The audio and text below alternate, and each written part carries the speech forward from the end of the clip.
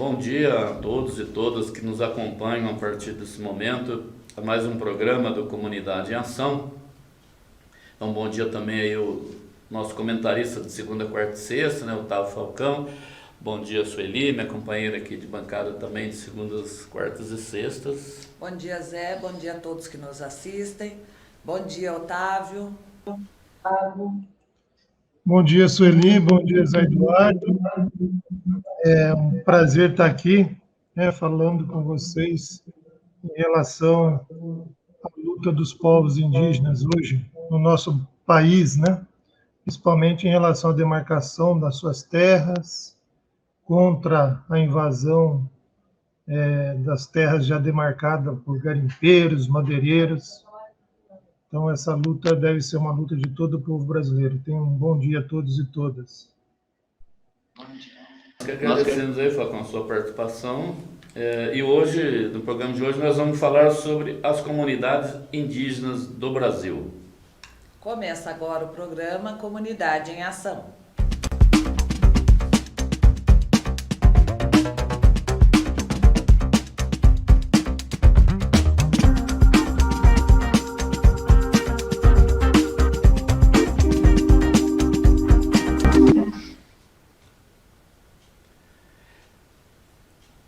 No Brasil, a grande maioria das comunidades indígenas, elas vivem em terras coletivas, declaradas pelo governo federal para o seu usufruto exclusivo, né? As chamadas terras indígenas, que hoje somam um total de 724 áreas, né, de terras indígenas. Então, e a grande maioria absoluta dos brasileiros ignora a quantidade de indígenas que ainda vivem, né, em solo brasileiro. Na chegada dos europeus, lá na época do descobrimento, existiam cerca de 1.000 povos e de 2 a 4 milhões de indígenas no país. Hoje, num censo atualizado que nós fomos consultar para o programa, existem 305 povos diferentes, né, 305 comunidades indígenas diferentes, que falam mais de 274 línguas.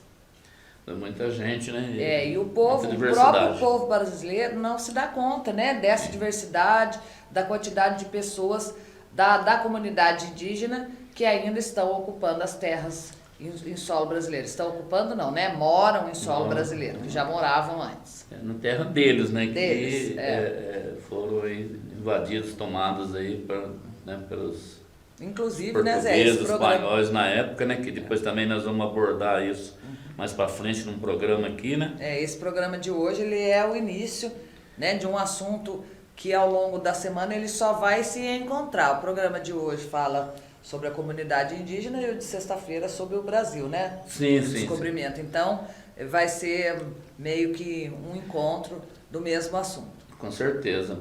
E hoje, então, para a gente entender melhor como é que funciona a comunidade indígena, né? Saber como é que é o seu povo, a sua história, né? Um pouco da sua história, nós conversamos com o Daniel Munduruku, um escritor e professor paraense, pertencente ao povo indígena Munduruku, autor de 54 livros, publicados por diversas editoras no Brasil e no exterior também.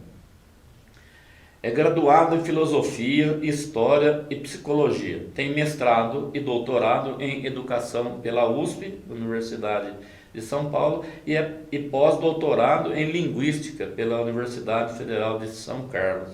Engajado no movimento indígena brasileiro, reside na cidade de Lorena, aqui vizinho nosso aqui, né? Desde 1987 ele reside na cidade de Lorena, cidade onde ele é diretor e presidente da ONG Selo Editorial Instituto UCA, Casa dos Saberes Ancestrais. Também é membro e fundador da Academia de Letras da cidade de Lorena. Então, a nossa produção conseguiu essa entrevista aí muito importante, né? Com uma pessoa, né, que tem um conhecimento profundo, tanto acadêmico quanto de vivência, né, lá na aldeia indígena, né? Então, nós vamos aí ver aí São dois momentos, né? Entrevistamos ele todo, vamos passar uma primeira parte da entrevista com o Daniel, né? E depois a gente vamos fazer alguns comentários aqui, né? Trocar algumas ideias e depois passaremos de novo a segunda parte para complementar todo esse conhecimento, aproveitar também o conhecimento do Daniel, né? Que não é sempre que a gente tem uma pessoa com quanto conhecimento e formação acadêmica no assunto, né? Então vamos ouvir a entrevista, assistir a entrevista do Daniel. Preservar as referências culturais dos povos indígenas, reconhecê-los como parte fundadora da nossa condição nacional e saber das contribuições dadas por eles à nossa língua, culinária e costumes que formam assim a nossa identidade é reafirmar as nossas raízes. Antes de mais nada, lembrar aí para os nossos amigos que vão assistir, né, que eu sou nascido no povo Munduruku, um povo lá no estado do Pará, resido em Lorena já há mais de 30 anos e tenho toda uma trajetória, né, nesse mundo urbano, mas de fato sou nascido dentro de uma comunidade indígena, a comunidade Munduruku, onde eu vivi assim, diretamente até meus 8, 9 anos e depois indiretamente até meus 15 anos. E depois dos 15 anos eu vim para a cidade, fui para a cidade grande estudar, continuar os estudos, e daí para frente não parei mais, e fui andando para outras cidades e outras cidades até chegar em Lorena, onde eu resido hoje. Essa experiência de ter nascido dentro de uma cultura ancestral é uma experiência única, obviamente. É uma experiência que, eu diria assim, me deu o suporte moral, um suporte ético para ser uma pessoa equilibrada, de ser uma pessoa mais ou menos realizada, né, dentro daquilo que eu aprendi como educação pessoal. E é claro que me deu também um olhar sobre a realidade que a gente vive hoje, que está muito baseado numa relação muito íntima do homem com a natureza, né, do ser humano com a natureza. E isso me dá assim, uma certa tranquilidade de poder participar desse mundo aqui da cidade sem abrir mão daquilo que de fato eu sou, né, que de fato eu aprendi a ser desde criança e que se misturou com os outros conhecimentos e outros saberes que eu fui adquirindo ao longo da vida. Essa junção de saberes e conhecimentos me ajuda a não ser radical nem de um lado nem de outro, né, sabendo que eu tenho uma percepção de mundo baseado numa visão holística, numa visão não ocidental, mas, ao mesmo tempo, a minha vida e a minha experiência de cidadania é dentro também de uma sociedade complexa e de uma sociedade que é cheia de outras tantas questões que precisam ser enfrentadas com certo equilíbrio e numa tentativa de fazer uma junção desses diferentes saberes. Eu suponho que é isso que eu tenho tentado fazer ao longo da minha trajetória acadêmica, da minha trajetória política e da minha trajetória como um ativista social, um ativista ambiental, né, que é tudo isso que parece que eu sou ao mesmo tempo agora. Falando um pouquinho assim sobre o tratamento, como que você acha que a comunidade indígena ela é tratada atualmente assim? E sobre também o estereótipo, né? Ensinado, né? Como que você acha isso? Assim, por exemplo, é ensinado na escola uma comunidade indígena muito estereotipada, né? Como se todas fossem iguais, como é que você acha que é dessa visão assim de estereótipo e como que você acha que poderia mudar isso, principalmente, né, nessa apresentação do indígena nas escolas? Importante lembrar aí, mais uma vez, que quando a gente fala de índio, nós estamos falando de uma palavra que não diz quem nós somos. É uma palavra que foi sendo criada, que foi sendo ampliada, que foi sendo muitas vezes utilizada de uma forma equivocada, até para esconder justamente as peculiaridades de cada povo. Eu sou nascido Munduruku, eu sou um brasileiro, eu costumo dizer, né? Eu sou um brasileiro nascido Munduruku. Ou seja, eu nasci dentro de um povo específico. É claro que as pessoas olham para mim e, por conta dos meus traços, né, dos meus traços físicos e tudo mais, elas imediatamente me identificam com uma pessoa, um ser que se chama índio. E fica parecendo assim que é um ser genérico, né? E eu fico sempre lembrando que essa palavra índio não diz quem eu sou. É uma palavra que diz o que as pessoas acham que eu sou. E é exatamente esse o grande efeito que a palavra causa nas pessoas. Porque de tantas vezes foi repetida essa palavra, e comemorada, e celebrada, e batizada de formas equivocadas, que as pessoas acabam aliando a minha pessoa, a minha figura, o meu rosto, né, a minha cara, com essa palavra. E eu não sou essa palavra. Né? E eu não sou essa palavra. E essa palavra sequer diz quem eu sou, efetivamente. Digo sempre que é um apelido que impuseram sobre a gente e que não existem efetivamente apelidos positivos. Todo apelido é sempre uma negação que a gente faz de alguém, né? Ou é uma deficiência física que a gente encontra em alguém, ou é aquilo que a gente acha uma deficiência de cor, né? Ou uma deficiência, uma defasagem financeira, né? Ou é excesso de gordura, ou falta de gordura, né? Então a gente vai criando apelidos de acordo com como a gente enxerga o outro. E é claro, quase sempre a gente enxerga o outro diferente do que a gente é, do que a gente se enxerga, né? Que às vezes também a gente é tudo problemático, mas a gente só enxerga o problema do outro, ou aquilo que a gente acha que é uma ausência no outro, né? Uma ausência ou uma superpresença no outro. Então, a palavra índio é uma palavra justamente que causa essa reação das pessoas, que é um olhar genérico, né, que foi sendo implantado no nosso chip mental, assim, né, foi implantado de forma que a gente não consegue se livrar dessa palavra. Né? Então, está todo mundo o tempo inteiro, quando fala das populações indígenas, ela imediatamente é trazida para esse universo do tal índio genérico, que tem uma visibilidade muito fraca, muito pequena, e essa visibilidade só é apresentada em períodos como esse, que é o mês de abril, em que as pessoas, e que agora é o mês de abril, antes era só o dia 19, né? Agora é o mês inteiro, porque também isso é uma movimentação dos próprios indígenas e do próprio movimento indígena, né, que começou a tomar posse desse mês inteiro, e faz agora o mês, né, o abrigo indígena, para lembrar, né, a presença desses povos. Então, quando a gente pensa no índio genérico, a gente está escondendo, por exemplo, a existência hoje no Brasil de 305 povos indígenas. O povo Munduruku é um deles, né? Nós estamos escondendo que existem no Brasil, que são faladas 274 línguas diferentes.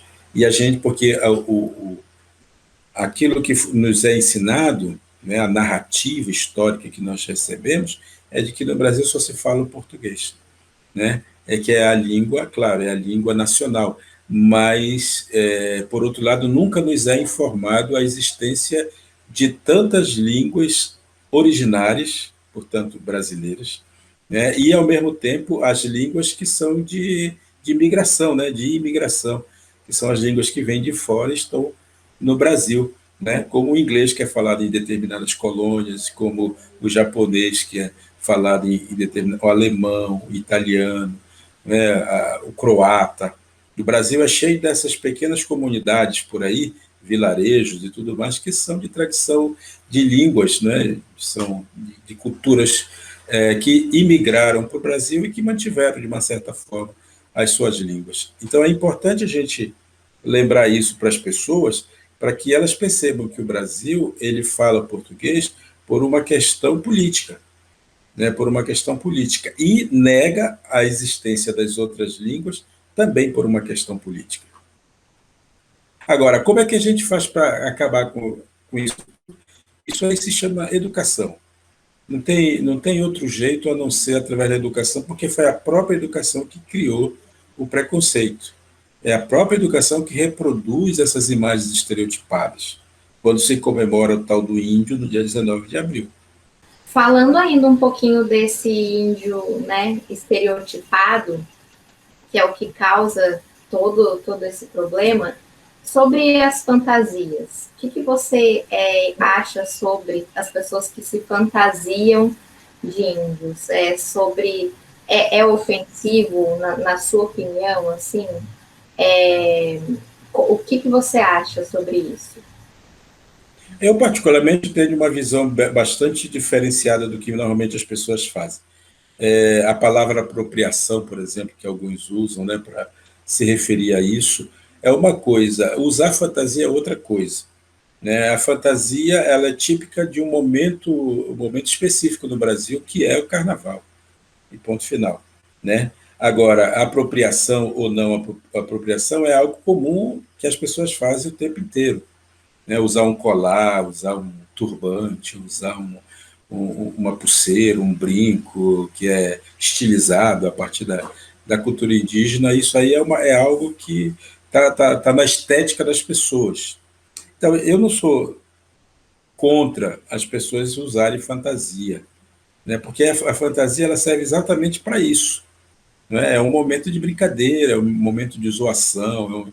É claro que se as pessoas se fantasiam e vão pular carnaval, é uma coisa. Se as pessoas se fantasiam e dizem que são indígenas, é outra coisa. Aí é apropriação, aí é outra coisa mesmo. Agora, se você coloca lá um adereço qualquer, né, para você usar no seu dia a dia, não necessariamente você está desprezando ou menosprezando qualquer cultura.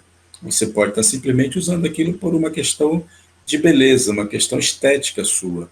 E eu não vejo nenhum problema a gente fazer isso, porque eu uso coisas que não são da cidade, que não são lá da minha cultura, né, e que são aqui da cidade, do contexto urbano que eu vivo, que eu acho bonito e uso. Eu posso usar um brinco de brilhante, se eu tiver condições para isso, e não vejo que com isso eu estou deixando de ser indígena, por exemplo. Né? Ou usar um iPhone, como realmente eu tenho, e achar que isso está me fazendo deixar de ser indígena.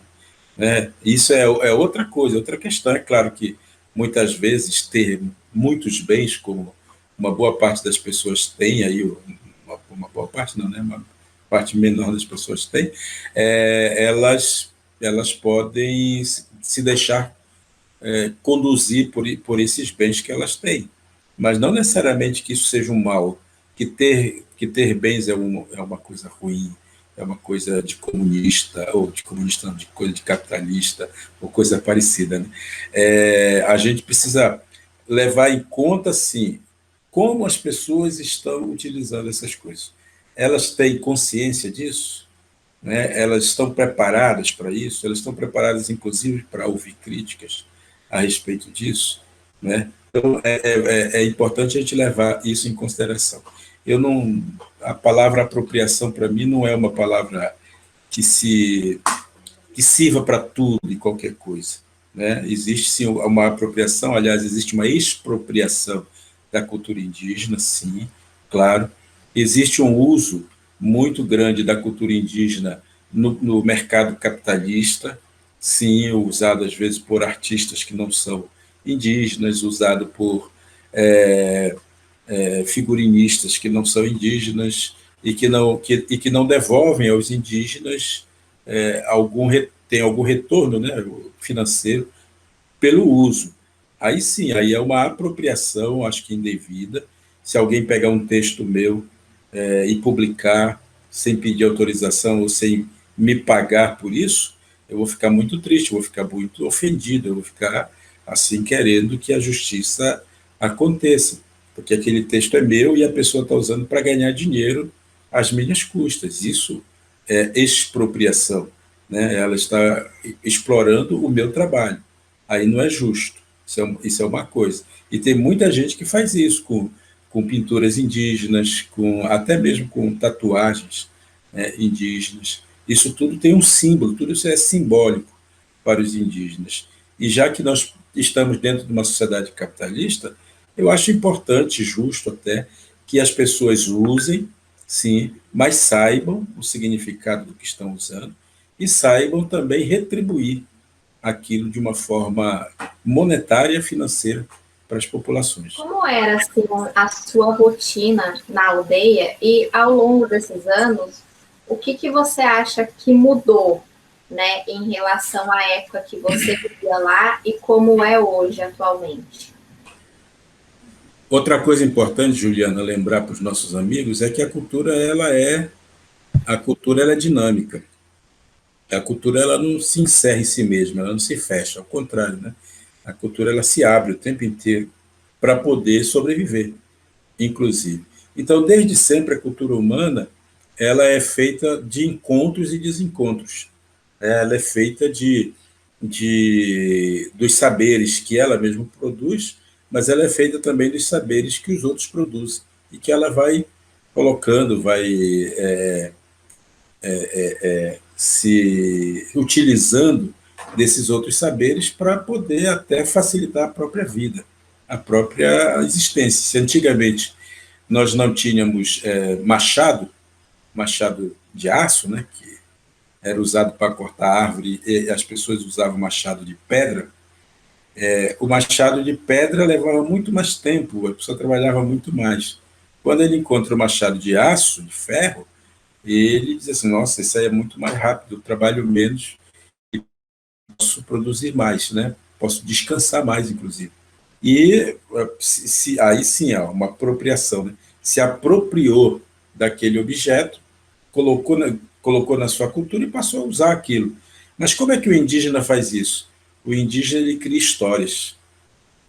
Quando ele gosta muito de uma coisa e ele acha que aquilo é útil para a sua vida, para a melhoria da sua vida, da qualidade de vida, ele cria uma história para fazer com que aquele objeto passe a fazer parte do seu dia a dia. E isso vale para objetos, vale também para animais, por exemplo. Os cachorros domésticos, eles não são originários do Brasil. Eles foram trazidos da Espanha para a América. Ora, esses cães eles se deram tão bem entre os indígenas que é comum a gente ouvir histórias indígenas de como surgiram os cães. E aí vem toda uma história mítica, toda uma história ancestral que coloca esses animais dentro do contexto daquela comunidade. Quando a gente coloca no contexto da comunidade, da sociedade, a gente acaba tornando aquilo como um parente nosso, como parte da gente. Então, os animais que já são nossos parentes, mesmo aqueles que não são originários, que não são nativos daquele lugar, eles acabam fazendo parte da narrativa daquele povo. Muito bem, estou contando isso por quê? Para dizer que nós, indígenas, no século XXI, não somos os mesmos do século XV, do século XVI, do século XVII, do século XVIII, do século XIX, nem mesmo do século XX. Nós somos povos do presente, nós somos povos do agora. Então, é claro que quando na minha infância, não havia energia elétrica lá na minha comunidade. Hoje, existe energia elétrica. Né? A comunidade aceitou que a energia elétrica faça parte do seu cotidiano. A energia elétrica está lá. Com isso vieram todos os outros equipamentos que a gente usa através da energia elétrica. Aí chegou a televisão, chegou o aparelho de som, chegou a máquina de lavar, vai chegando todas as outras coisas. E isso vai mudando, obviamente, a dinâmica da comunidade, que não precisa mais ir para o igarapé lavar roupa, né? Bater a roupa na tábua, ela já pode fazer isso na própria máquina de lavar que ela conseguiu, né?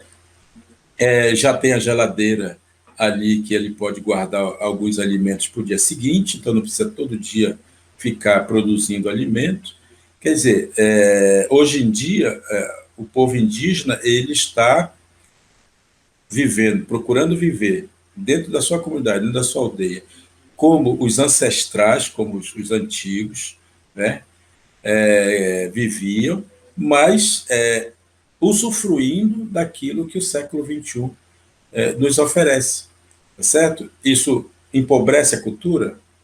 Não, aquilo atualiza a cultura, né? A cultura ela se torna mais rica e ela vai juntando aquilo que é do passado com aquilo que é do presente, né? E é exatamente isso, essa a dinâmica que a cultura faz o tempo inteiro, em todos os lugares, né? Não é só aqui no Brasil, não é só com os indígenas, é com a própria sociedade brasileira que, se a gente imaginar, no início dos anos 90, você não é dessa época, provavelmente, é, pois é, no início dos anos 90 que surgiu o computador por aqui, né? Nos últimos 20 anos foi uma revolução. E nós aprendemos a lidar com essa revolução. Lembrando que até um tempo atrás ter um telefone fixo era uma fortuna, né? Agora ninguém quer mais telefone fixo. Todo mundo quer ter um trequinho chama celular, que é muito mais prático e todo mundo está querendo isso. Então a cultura faz isso. É claro que quando a gente vive na dinâmica da cidade, as pessoas elas não pensam nisso, elas acham que isso é natural, né? Mas mal elas sabem que isso muda completamente o modo de pensar, né? Não é só o objeto que tá mudando, né? Não é só o celular que está sempre aparecendo um novo. As pessoas que nascem dentro dessa nova dinâmica, elas já vão pensar de uma maneira diferente. Agora, nada precisa negar o que foi vivido. Então, ouvimos aí a primeira parte da entrevista do Daniel e vamos fazer a seguinte reflexão, que a cultura indígena, ela é como qualquer outra cultura, né? Ela não é estática, muito pelo contrário, ela é dinâmica e ela vai evoluindo, seguindo a evolução da sociedade. Então, hoje nós encontramos nas comunidades indígenas evoluções como a gente encontra na sociedade comum, né? Eles têm acesso à internet, eles têm acesso a tecnologias, e daí a maneira de passar a cultura de pai para filho, ela foi mudando também, o que não quer dizer que eles perderam a tradição. Sim. Muito pelo contrário, só é diferente o modo como essa tradição é passada. Estudando aqui para a gente fazer esse programa de hoje, nós vimos que na Constituição Federal de 88 ficou definido que o indígena ele tem direito a uma educação específica, né? Ele tem direito à escola integral. Aliás, as escolas no Brasil elas se dividem em 5 partes, né? Escolas urbanas, escolas rurais, escolas indígenas, escolas quilombolas e, mais recentemente, escolas de assentamento. Escola do campo. Então, e mais a escola do campo está dentro das escolas rurais. E agora, recentemente, as escolas de assentamento, que são as escolas do Movimento Sem Terra, né? Os assentamentos, eles estão por todo o país, então agora também está sendo reconhecido esse tipo de educação. E nessa escola, eles têm a língua portuguesa como uma língua parceira, não como língua oficial, que conforme o Daniel disse ali, o fato da língua portuguesa ser a língua oficial é uma questão política. Sim. Né? Uma questão até de dominação. Então, nas escolas indígenas é garantido por lei, pela Constituição Federal, que se fale a língua do local. Né? Então, a escola ela pode ser bilíngue, falando a língua do local e a língua portuguesa. Ela pode ser multilíngue, porque às vezes existem mais de uma língua ali naquela tribo. E isso é garantido por lei para que a cultura e a essência daquela tribo seja mantida e não modificada pela educação formal. Interessante. É muito interessante. Vamos ouvir agora o nosso comentarista Otávio Falcão, para complementar aí as informações que a gente tem ouvido já do Daniel. Vamos conversar um pouquinho com o Otávio.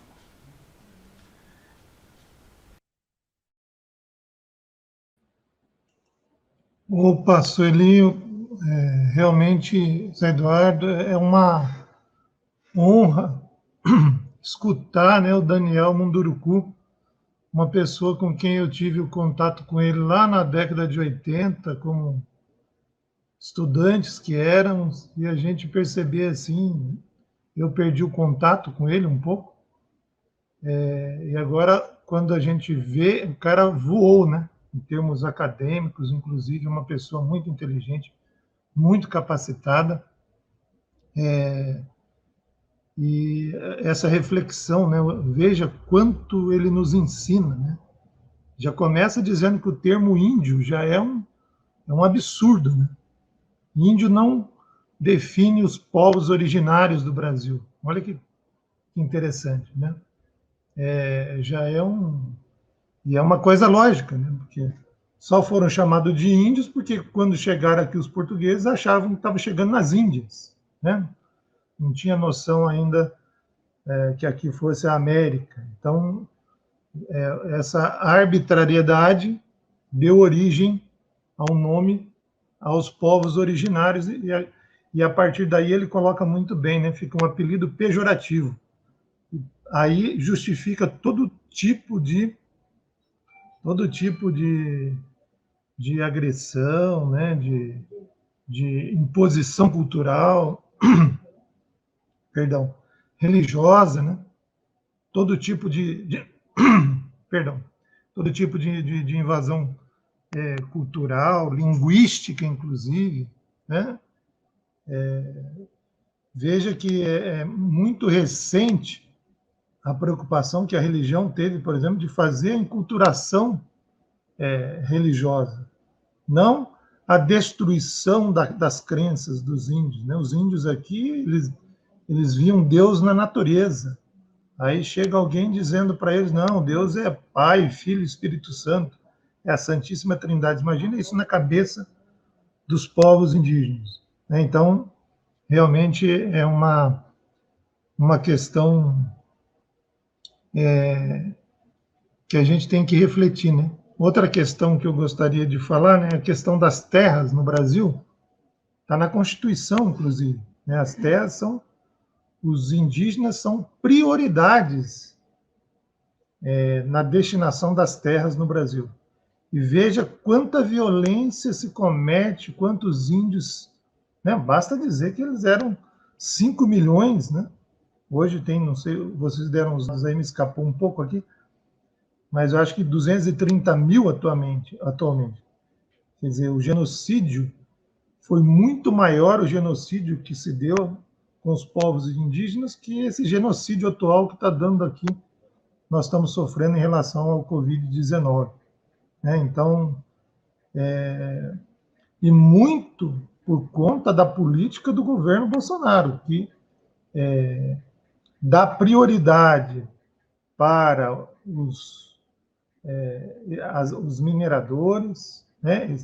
As pessoas que querem explorar as riquezas das terras indígenas, aqueles que querem explorar as madeiras, né?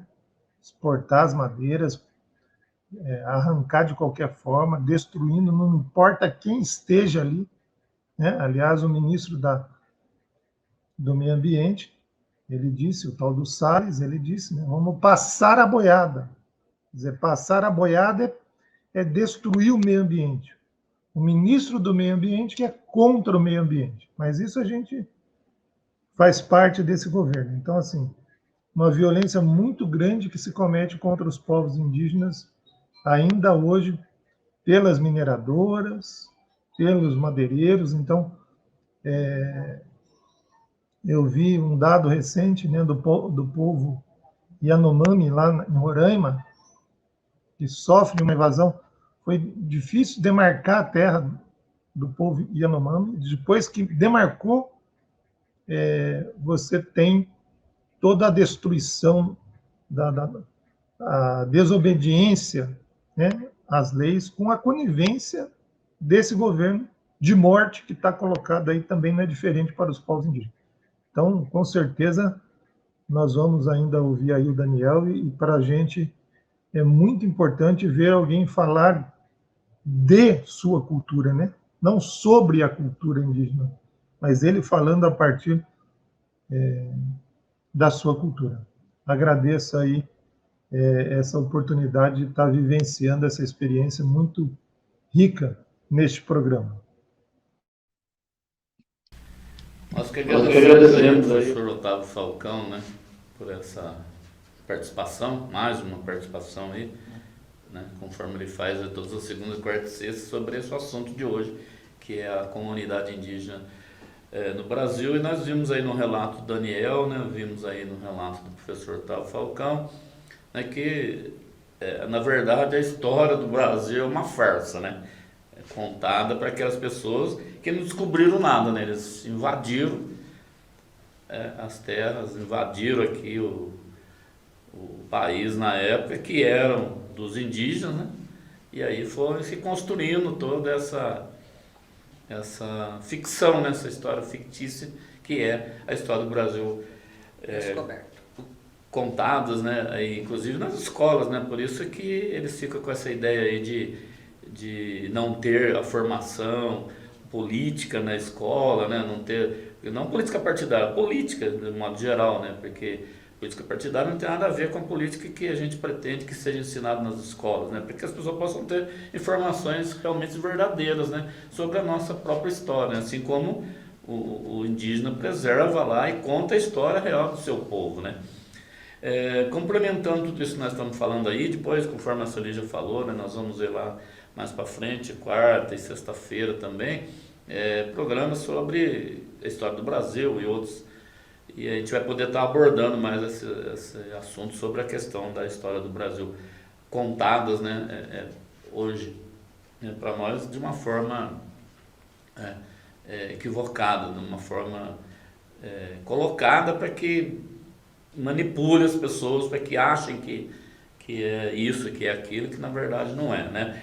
Mas antes da gente ter uma segunda parte da entrevista do Daniel, mas antes eu queria pedir para vocês não esquecerem de comentar, curtir e compartilhar essa nossa transmissão, para que mais pessoas possam ficar sabendo, né, dos assuntos aqui abordados, assuntos relevantes como esse e muitos outros que nós já trouxemos e vamos trazer também aqui para esse programa, que esse que é o objetivo, levar a informação correta para as pessoas, né? Então tá aí no seu vídeo aí, ó, TV CCMUC no YouTube, no Instagram e no Facebook. Não se esqueça de entrar lá no YouTube, inscreve no nosso canal, clica no sininho lá, as redes sociais estão aí, ó, clica no sininho, deixa um joinha para nós, ajuda nós na audiência e você recebe também as notificações de primeira mão, né? Dos programas e vídeos que a gente for colocar lá no canal, né? Então não esqueça, comente, curta e compartilhe.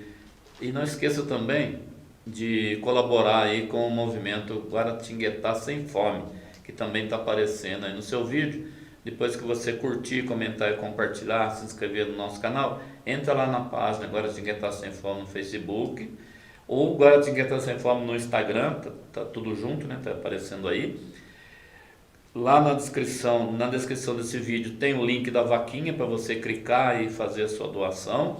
E agora com o QR Code, né? Que você pode ligar a câmera no seu celular, né? Encosta lá no QR Code e vai já direto para a vaquinha e você faz a sua doação, né?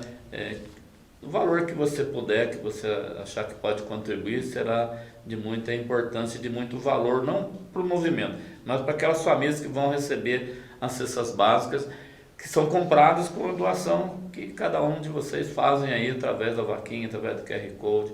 Então não esqueça também de acessar a página Guaratinguetá Sem Fome no Facebook, no Instagram. E todos os programas apresentados aqui na TV CEMUG, todos os programas que fazem parte da grade na TV CEMUG, estão comprometidos em divulgar o movimento Guaratinguetá Sem Fome para que a gente possa atingir cada vez mais famílias, né? Nós temos também hoje, Zé, a participação lá no YouTube da Cecília Zanelli, que nos deixou um bom dia, da Andréia Oliveira, deixou um bom dia para a bancada, da Rosa Maria de Castro Santos, bom dia, hoje é comemorado o Dia da Comunidade Indígena, né? Erroneamente conhecido como Dia do Índio, como já foi tão bem explicado aqui pelo Daniel e pelo Otávio, e dizendo que o povo indígena é a nossa essência. A Maracele deixou um bom dia e diz também parabéns por trazer o Daniel, cujas palavras nos educam. E no Facebook também está lá o Emerson Joia, a Maria José Vicente, o Dudu Henrique, né? O Dudu que toda segunda-feira, né, está aqui também na TV CEMUG apresentando o seu programa Papo da Semana, né? Então hoje Não percam também às 19 horas o do Henrique com seu programa Papo da Semana. Obrigado aí, Dudu, pela audiência. Obrigado a todos aí que estão nos assistindo. E aí, novamente, aí, não esqueça de curtir, comentar e compartilhar as nossas redes sociais. E agora nós vamos aí para a segunda parte, então, da entrevista do Daniel. Quando a gente comemora o Dia do Índio, estamos comemorando uma ficção, diz Munduruku a respeito do dia 19 de abril. A palavra índio vem carregada de preconceito e esconde toda a diversidade, riqueza e humanidade dos povos indígenas. A sua decisão de sair da comunidade foi por conta da continuidade do estudo, correto? Como é que foi? Foi difícil para você, assim, decidir entre continuar na comunidade e dar continuidade ao estudo? É sempre uma decisão difícil, sabe? A gente tem que pensar da seguinte maneira: eu sou nascido em 64, portanto, no ano do golpe militar no Brasil. Os militares, depois que eles assumiram, alguns anos depois, eles foram criando leis que obrigavam as crianças indígenas a irem estudar em contexto urbano. Havia uma política por trás disso, que era justamente fazer com que as crianças indígenas deixassem de ser indígenas e passassem a ser o que eles chamavam de brasileiros ou civilizados, né? E com isso eles imaginavam que iam criar uma geração de crianças de indígenas que teriam ódio de ser indígenas e porque queriam ser assim, viver no meio dessa sociedade maluca que eles inventaram. E com tudo isso, nós fomos jogados para a cidade e fomos obrigados a aprender uma língua que não era nossa, uma cultura que não era nossa, uma forma de ver o mundo que não era nossa. Eu ainda tive a oportunidade de viver entre aldeia e cidade até os 15 anos, quando terminei meu ensino fundamental. É o meu 9º ano, hoje seria. E porque a escola ainda ficava próximo da comunidade, podia fazer essa ida e vinda. Mas, a partir disso, eu tinha que ir para uma cidade maior, né? Uma cidade maior que me obrigava a praticamente me despedir da vida de aldeia.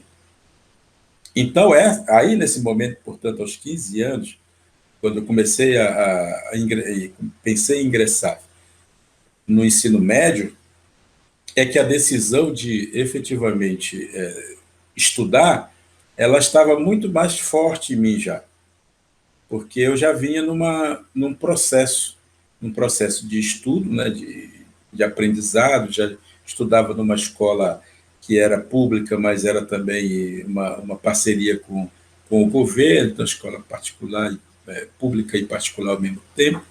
E isso, claro, me dava uma vontade muito grande de continuar os estudos. Mas foi com muita conversa na comunidade, como ainda hoje, né? Mas só que hoje é diferente porque as crianças têm escola na própria aldeia. Então, a ideia de sair da aldeia não está tão presente na cabeça delas, né? E quando resolvem sair, obviamente tem uma decisão muito mais clara e é tomada ali em comunidade. No meu caso, eu tinha a minha família, que também era obrigada a ir para a cidade por conta dos estudos, e que me aconselhava e que queria, porque também os pais eram formados para pensar que a gente precisava virar gente, né? E os pais acabavam incentivando que a gente estudasse, porque acreditavam que isso era a única oportunidade que a gente teria de nos tornarmos outra coisa, né? Que não era ser o índiozinho lá do meio da floresta. Então, foi uma decisão sempre difícil. Eu, aos 15 anos, na minha comunidade, aos 15 anos, normalmente as pessoas já casam, né? Porque o processo de casamento acontece muito mais cedo. Mas eu abri mão disso, né, de casar, para poder continuar os meus estudos. A opção era essa: ou ficar na aldeia e na comunidade e constituir uma família, já de imediato, ou continuar os estudos e abrir mão um pouco dessa vida familiar de imediato. E eu acabei escolhendo os estudos. Você é graduado em História, filosofia, psicologia, você fez mestrado e doutorado em educação, né? E pós-doutorado em linguística. É autor de 54 livros, é isso? Muitos deles premiados. Quando que te deu esse clique, assim, de é isso que eu quero fazer, eu quero trabalhar com educação, eu quero trabalhar com a escrita, eu quero ser escritor e educador. Quando que te deu essa virada de chave? Então, isso foi um processo, na verdade, que eu fui vivenciando. O que eu escolhi, costumo dizer sempre, né, eu escolhi ser professor. Eu não escolhi nascer munduruku, por exemplo, né, isso foi um presente do universo. Mas quando eu quis escolher alguma coisa, eu escolhi ser professor. E ser professor, para mim, era importante, porque eu vinha de uma tradição oral, né, de gente que conta história, de gente que fala, de gente que tem discurso, de gente que sabe pensar, e era natural que eu quisesse ser professor, porque é o professor que usa a linguagem, a fala, como seu principal instrumento de conhecimento, né, de transmissão de conhecimento. E eu, por conta da vontade de continuar os estudos, eu entrei no seminário salesiano. E isso me deu a oportunidade de fazer meu ensino médio e depois iniciar minha faculdade em filosofia, minha graduação primeira em filosofia. E quando eu terminei a filosofia, o caminho natural era ser professor, né? Então já era uma opção mesmo, era isso que eu queria. Nunca, na verdade, tinha um desejo inicial até de ser padre, que também usa muita palavra para se comunicar, mas eu fui descobrindo no meio do caminho que, na verdade, o que eu queria era ensinar, mais do que converter alguém, né? Queria ensinar, queria educar, porque a educação liberta, a conversão, ela normalmente aprisiona, né? A educação liberta as pessoas, e eu queria mesmo trabalhar nessa direção de libertar as crianças, os jovens, né, de um pensamento meio equivocado. Só que eu descobri lá, nessa ocasião, que o diploma, por ser um diploma seminarístico, ele não era reconhecido pelo MEC. Isso no final dos anos 80. Aí eu decidi vir para Lorena, continuar os estudos. E foi aqui que eu já comecei a lecionar lá em Manaus, onde eu morava, mas foi em Lorena, e foi em São Paulo, sobretudo. Em Lorena eu vim, me formei, estudei e tal. Dei algumas aulas aqui também em escola pública, mas foi na capital de São Paulo que eu comecei a trabalhar efetivamente como professor.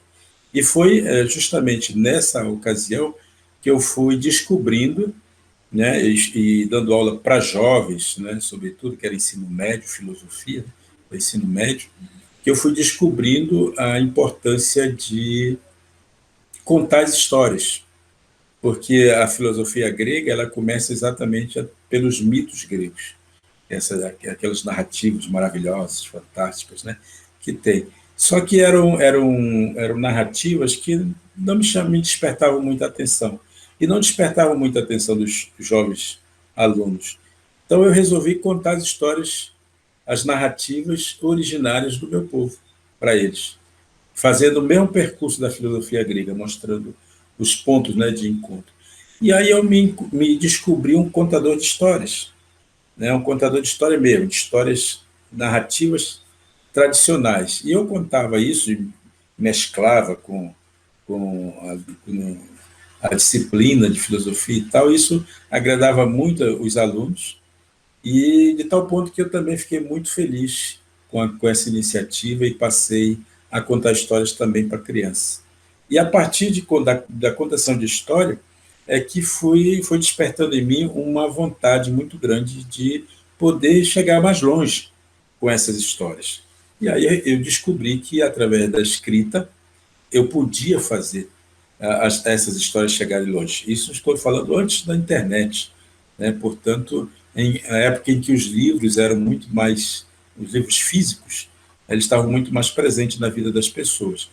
E isso foi assim uma luz, né? Como você falou, um clique que acendeu na minha cabeça, principalmente porque depois, um dia depois que eu acabei de contar a história, uma menina de uns 7 anos levantou a mão assim e perguntou para mim: ô tio Daniel, tio Índio, aonde é que eu encontro essas histórias para eu ler?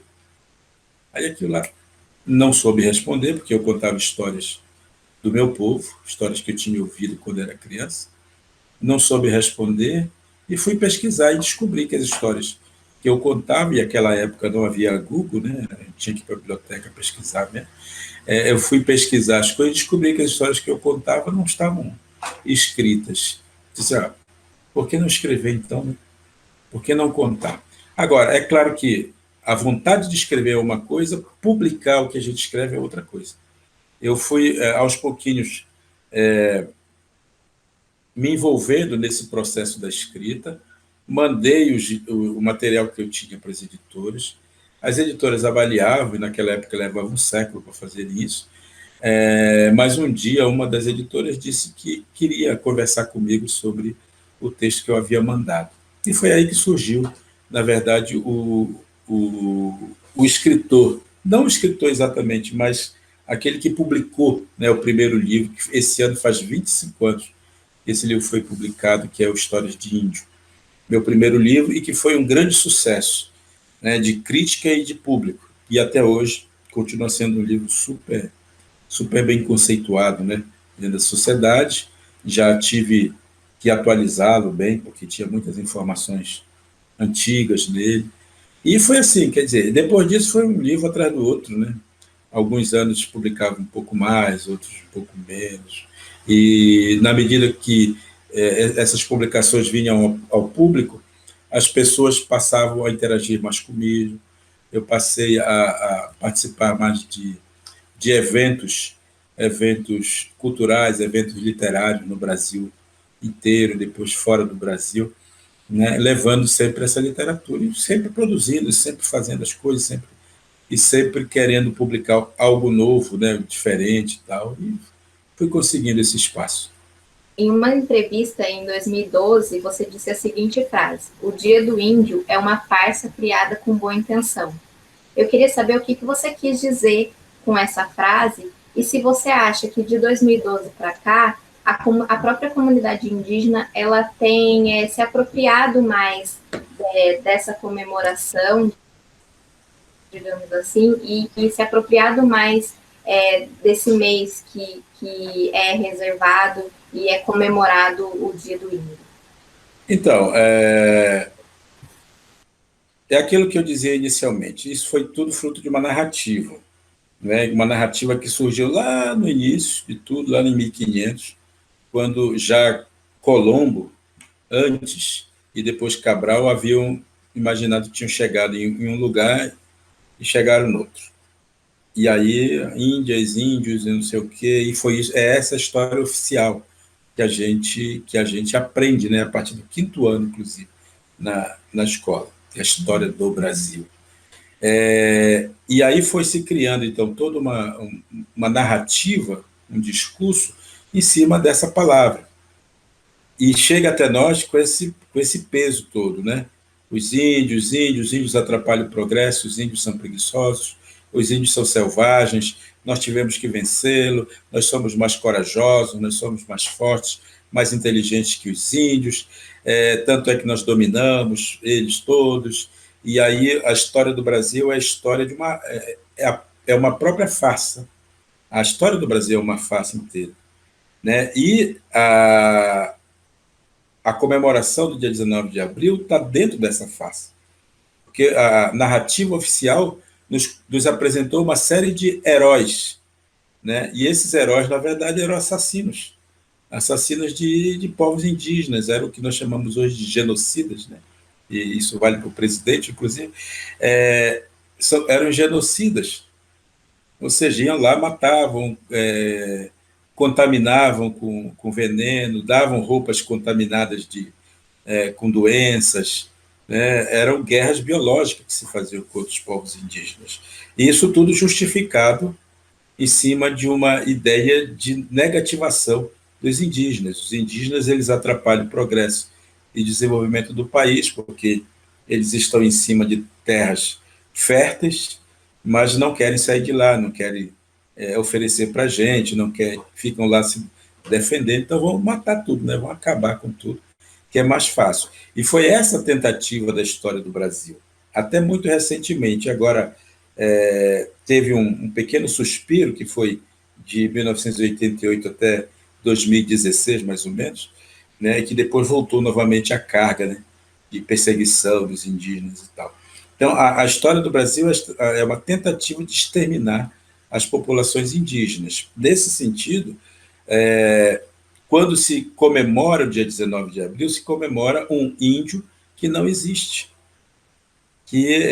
Porque essa palavra índio, como eu disse, ela esconde a diversidade cultural e linguística do Brasil. Você tá comemorando uma ficção, né? Uma invenção. É uma invenção, por isso é a ideia da ficção. Né?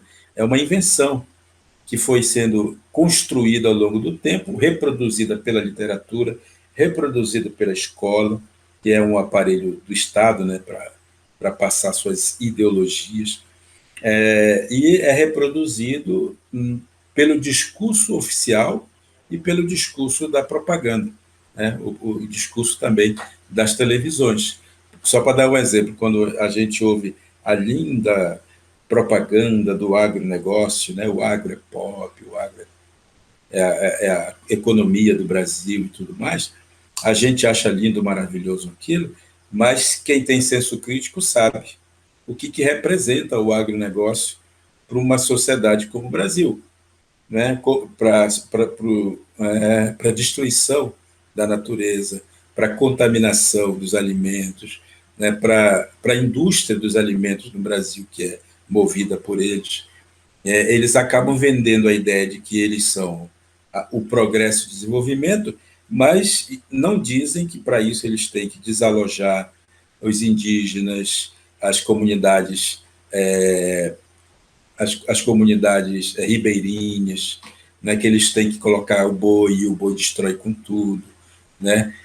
Tem que levar poluição, tem que levar o mercúrio, tem que levar as doenças, né? Ou seja, a gente se alimenta com a propaganda bonita, porque ela né?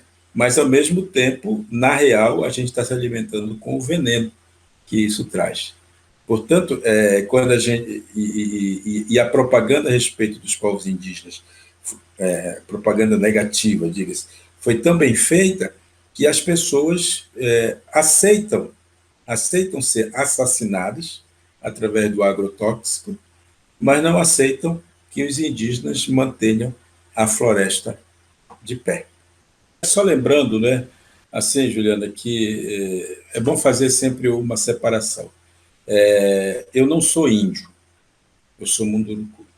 Se alguém quiser me chamar por uma palavra bem parecida, pode me chamar de indígena. Aí eu sou um indígena munduruku. Mas se me chamar de índio, ela não está falando de mim. Ela está falando de uma imagem que está construída na cabeça dela. Então é importante que as pessoas saibam, né, que no Brasil não existem índios. Existem, sim, povos originários, que é também uma definição que se pode dar da palavra indígena. Quando eu chamo alguém de indígena, estou dizendo que ele faz parte de um povo originário. E quando eu falo alguém chama alguém de índio, eu não estou falando nada a respeito dele, estou falando só coisas que eu aprendi equivocadamente. Então, é importante lembrar isso para as pessoas.